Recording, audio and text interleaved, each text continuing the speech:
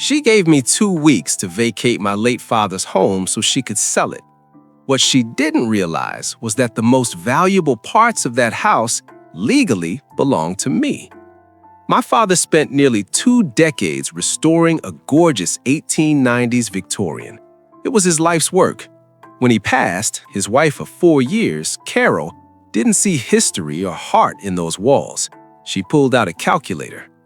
The home carried a state historic landmark designation, which kept property taxes unusually low and made it extraordinarily attractive to preservation buyers. Carol had already spoken to a realtor. The number being thrown around was close to $2 million. I'd been living in the guest house on the property, helping care for the place. Barely 2 weeks after the burial, she handed me an eviction notice. "The staging process starts soon," she said. "The fixtures alone are what's driving that price." That comment made me go back and read the will more carefully. The house and land transferred to Carol, but my father had separately bequeathed his entire personal collection, all loose hardware, sourced antiques, and restoration inventory, directly to me. Carol had skimmed past it, assuming it referred to some old coins.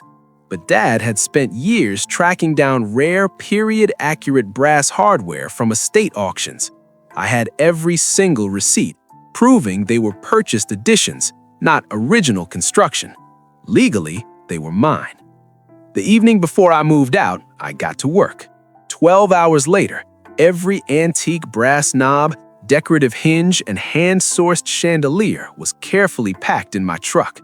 I replaced each one with standard hardware store fittings. When the historic preservation inspector arrived for the transfer certification, he walked through slowly, then shook his head. The interior no longer qualified. The designation was pulled that afternoon. Annual taxes jumped from $3,800 to $34,000.